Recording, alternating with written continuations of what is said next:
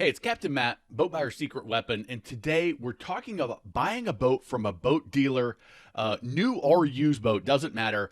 And if you have the ability to pay cash, why you shouldn't. Now, you may be thinking, that's ridiculous, Matt, but listen, hear me out because I think I might make sense for you.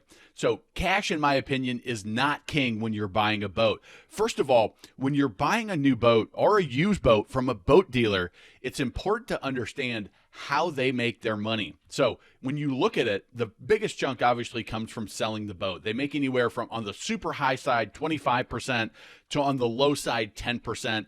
During the pandemic, we got close to 25 in some situations, but usually it's around, 15 to 20, somewhere in that range is a fair deal in most situations. 10%, you've got some aged inventory. There are times, maybe we'll see this in the next year or so, if inventory keeps piling up, that we get below 10%. And sometimes when I started selling, there were boats that we sold at cost, some boats that we sold less than cost, just because, hey, they were getting expensive to hold with curtailment and interest payments. But they also make money on add-ons, so adding electronics, trolling motors, rod holders, sure shades, anything that you may put on the boat that's not installed at the factory. Okay, that's another big chunk for especially for saltwater, for fishing boats, particularly. Warranty products, extended warranty, product protection on, hey, we'll put this spray on your upholstery and we'll give you a 5-year warranty, or we'll put this spray on your pontoons, or this ceramic coating on your gel coat, and we're going to give a warranty with that. Those products can be highly profitable for a dealer. And next is financing. So the boat dealer actually makes money when they do your boat loan.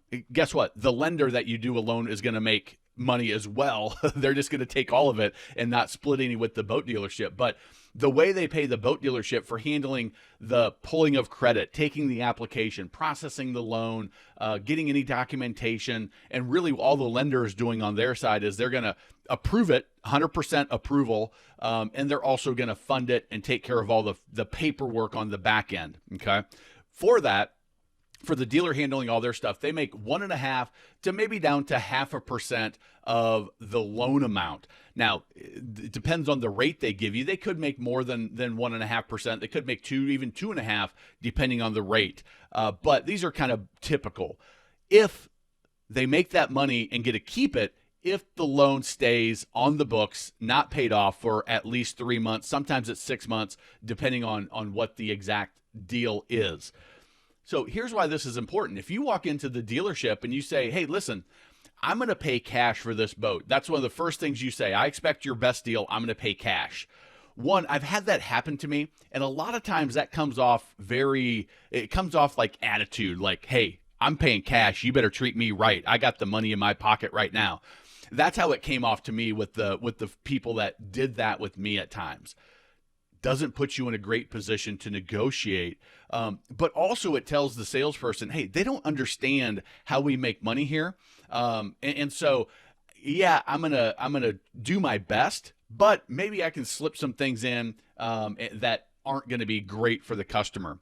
It also puts you in a position where, okay, they know they're not making that extra money on the loan amount right up front, so they're not going to discount that extra money. Sometimes the dealer will say, hey, we'll discount a little bit more on the boat and then we'll make it up on the loan. So we can come down a little bit because we know we're going to make a little bit on the financing.